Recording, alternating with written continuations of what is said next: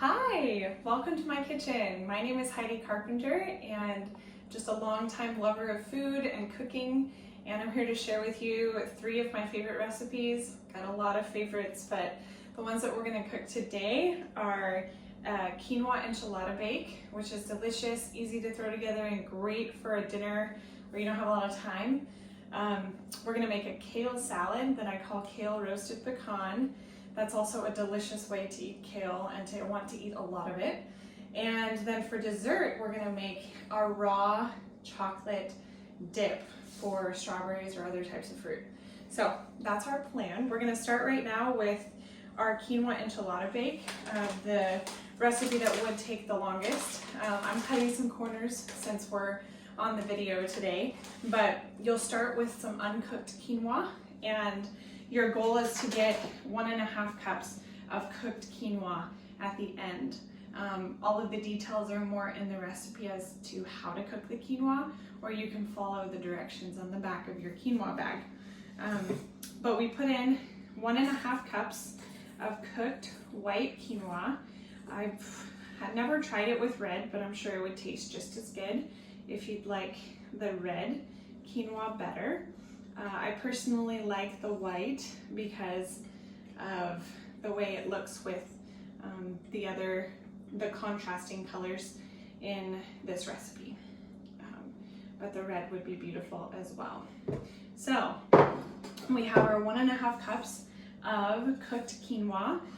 We put in 1 15-ounce can of black beans. These are just simple.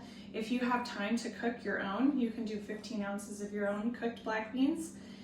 These are salted. The water is salted, so just a little bit of sea salt in your beans that you cook works as well. But you have 1.5 cups of cooked quinoa and a 15-ounce can, my apologies, of black beans. Then I throw in 1/2 cup of ripe olives. These are the kinds that aren't black, they're still green, so they're ripe green olives, but they taste like black olives, so they're the natural ones. I did a heaping 1/2 cup of that, and then for some more flavor, we throw in 1/2 cup of corn. I use the frozen white corn, white sweet corn. You can use whatever kind you'd like, and if corn is in season, it's a great thing to just cut it off the cob and throw it in. Very, very sweet. So here we have our base of the different things that we're gonna put in our quinoa, and then we'll put our sauce on. So as you can see, it's just corn, olives, beans, and quinoa. And then we're gonna add 1 4-ounce can of green chilies, and I also minced 1 large clove of garlic. We're gonna dump that in there. I'm a garlic lover. I don't know if any of you are, but I put garlic in everything. And like my husband says, if a little is good, more must be better. I like to put a lot in, but for the sake of this recipe, I'm only putting 1 in. If you're a garlic lover, I often will put in 2, 3, sometimes even 4 cloves of garlic into this recipe. Now, what I'm adding is the last key ingredient, and that is Trader Joe's salsa verde. This is a very simple salsa, super low in calories, no added oils, and it's made out of tomatillos, so it has a kind of limey or acidic flavor to it. It's similar to green enchilada sauce, although green enchilada sauce has all of these ingredients plus more. It has added sugar and oil, so I tried to do something that was a little healthier in that respect.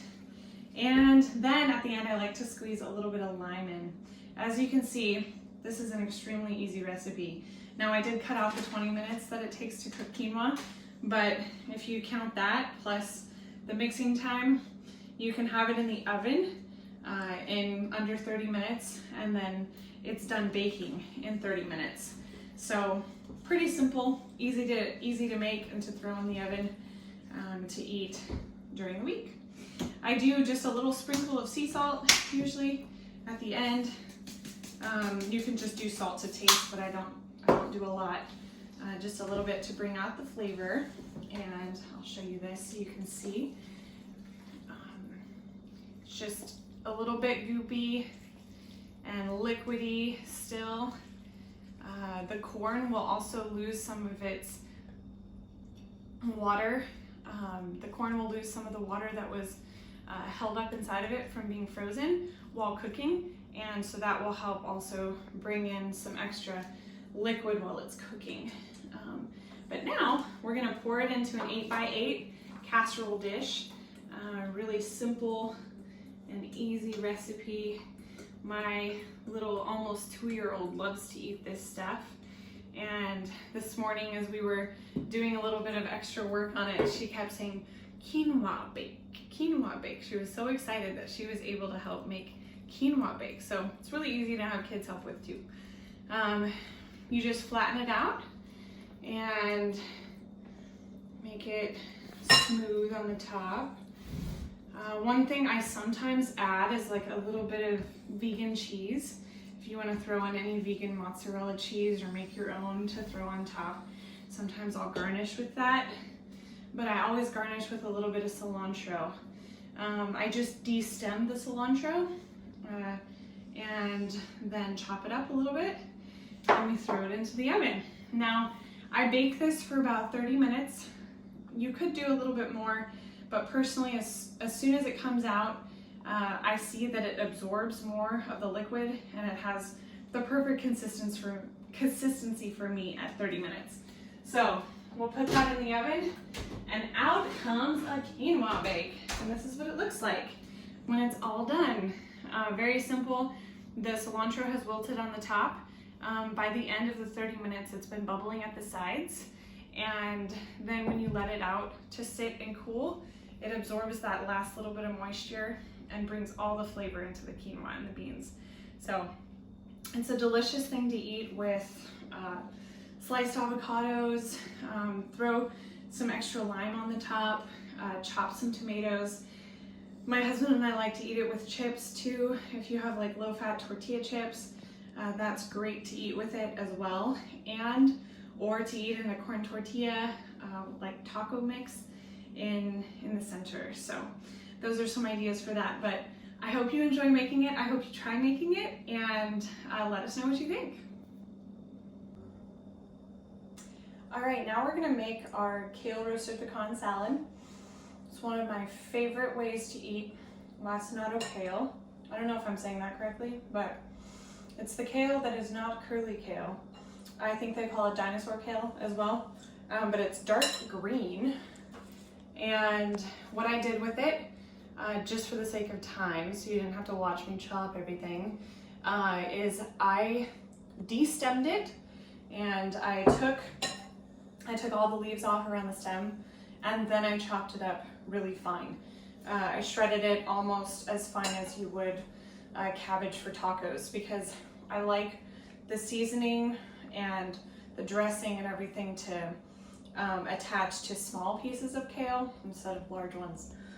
But you can chop it however you'd like. That's just how I like to do it. I did 1 bunch of lacinato kale that I washed, de-stemmed, and chopped. And then I did 4 small organic carrots, and I just chopped them up. If you want to shred them, shredding them is a great idea too. You can also just chop them into small little pieces, but however you'd like. So we'll throw that in there. Got our 4 small organic carrots. Usually organic carrots I find are very small, so I usually need about 4 of them, but if you find big ones, you probably only need 2. Then I did 2 ribs of celery, and with this I just also sliced it fairly small so that it can permeate the entire salad. 2 of my favorite ingredients that go in here are the dry roasted pecans. These are chopped up really small. I throw those in, dry roasted pecans, and I like to actually take my own pecans, roast them in the oven until they're just that perfect temperature, which is, I usually roast them on 300 for 5 to 10 minutes until they smell right, or I'll keep testing them until they taste right. But if you don't have time for that, Trader Joe's actually has unsalted dry roasted pecan pieces. So it's pretty simple, pretty easy. That's what I used today, just because I didn't have time either. Running after a toddler doesn't make it easy sometimes, for any of us, right? Then another one of my favorite ingredients that goes in the salad is dried bean cherries. You can also get these at Trader Joe's. I get the unsweetened, unsulfured ones. A lot of the other ones have added sugar. If you don't mind that, you can use them, but I just used the unsweetened ones for the sake of, you know, less sugar. So with these, I do chop them in half or sometimes in quarters. These I just chopped in half, but it's because I want every bite to be full of all of the ingredients. So here we are. We've got our kale, carrots, celery, pecans, cherries, deliciousness, and just mix that around a little bit. Then for a dressing, this is something you can really do kind of to your own taste or your own desire, but I did a half a teaspoon of olive oil, 1 teaspoon of fresh squeezed lemon juice, and I'll just drizzle that over, and then 1 teaspoon of water. I shake just a little bit of sea salt in, salt to taste basically. If you don't want salt, that's fine. The celery in it actually does have a fair amount of natural sodium-like qualities, so it'll help if you don't want to use salt. But then you just mix that thoroughly and enjoy. One thing you can do with this too is if you have any extra quinoa left over from your quinoa bake, maybe you cooked too much and like I did this morning and you realized, oh my word, I have all this extra quinoa.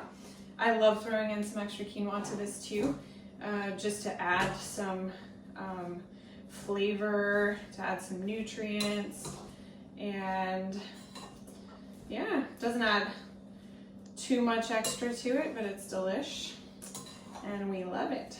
So all those goodies are down at the bottom now, but if I were to serve it, I'd grab a little bit of both. So there we go. We've got our roasted pecan kale salad, and it has a light dressing on it, but I can tell you, I love to eat this stuff. I'm gonna eat this as soon as we're done, so I'm excited. All right, now we're gonna make my favorite dish, which is dessert. I love sweet things, and so for me, the hardest thing to kind of limit in my life has been sugar, but I will say, this has done the trick. And one of my favorite ingredients that has helped me deal with my sugar cravings is dried fruit or dates, because they really do taste good. And you know, our taste buds get used to them. So as we make this one, it's a very simple recipe as well. We're gonna start by taking 1 and 3/4 cup dates. You pit them, so you'll pull them open, take the pit out, throw the pit away, and then put 1/4 cup of water in, set them aside to soak for 5 minutes. I already did that for the sake of time, but we'll set them aside to soak. Now, while they're soaking, you'll take your blender, and after rinsing, 2/3 cup cashews. I get raw cashew pieces, not roasted ones, and you can find them anywhere. I got these at Trader Joe's. You get a lot of stuff at Trader Joe's, like nuts and dried fruit and stuff. But you do 2/3 cup rinsed cashews, and then 1 1/4 cup water. 1 1/4 cup water, and we're just gonna blend this until it becomes creamy before we add the rest of the ingredients. So it's gonna get loud for a second.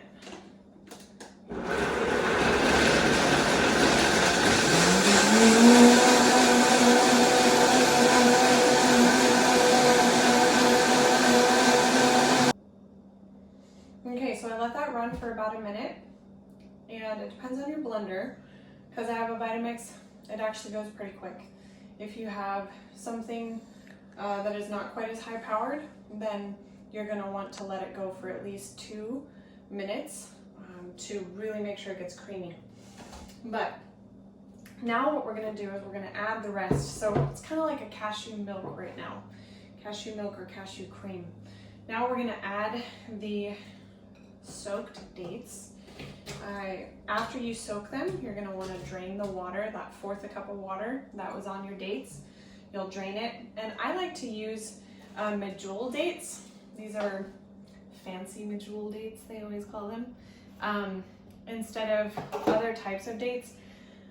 I just feel like these are softer, and so they're gonna blend up easier no matter what your blender is.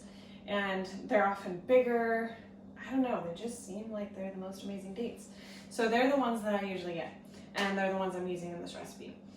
On top of that, then you're gonna add the rest of the ingredients in this recipe, which is, you've got 2 tablespoons and 1 teaspoon of raw cacao powder. Okay, so this you can find at Sprouts.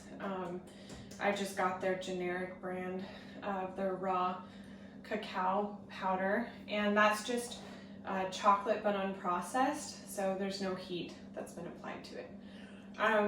Then we're gonna add 1 tablespoon of flaxseed meal, so it's already been kind of blended up, and a pinch of salt, sea salt, and 1 teaspoon of vanilla. So we throw that in there. This vanilla doesn't have alcohol in it, so you can find the kind that doesn't need to be cooked. And then we're gonna blend it up again.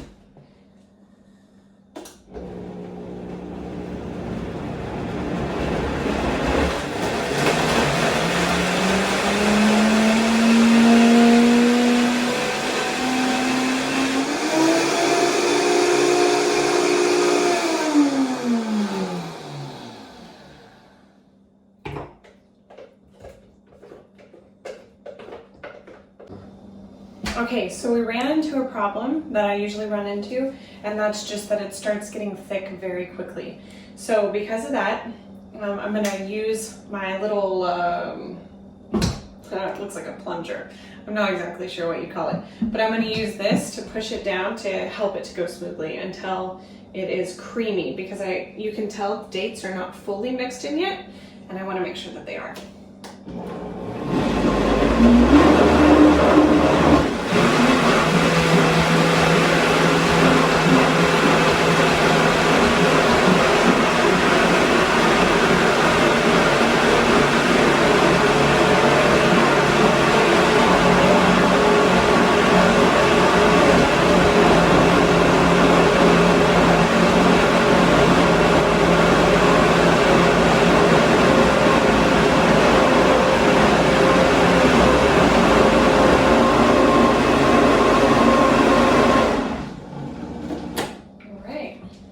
Check this to see how it turned out. Looks pretty creamy to me. I'm excited to try this. So this creamy goodness is stuff that I would love to dip a strawberry in right now. It is delicious. Once you put it in the fridge, it will become a little bit harder, thicker, and it is just one of the most delicious things. I just have to try it right now. I want to make sure it tastes good. Yeah, I'll mix the cut. So, chill it, make sure it's cool, and then dip your favorite fruit into it. It's really good with all the ripe summer fruits. Best with strawberries. So I hope you enjoyed our cooking demonstration today, and that you enjoyed the quinoa bake, your dip for fruit, as well as the kale salad. I'll mention one more thing on the salad. The dressing that I did give is very light, so depending on your own preferences, you can add more lemon and a little bit more olive oil to make it the desired dressing that you want on it, and for your own health. So just keep that in mind. I tried it, it's good, but it's very mild. So that is probably the most basic dressing that I would put on it. I generally put a little bit more when it's just me and the baby, you know. So anyways, enjoy making your food, and thank you so much for coming to my kitchen today.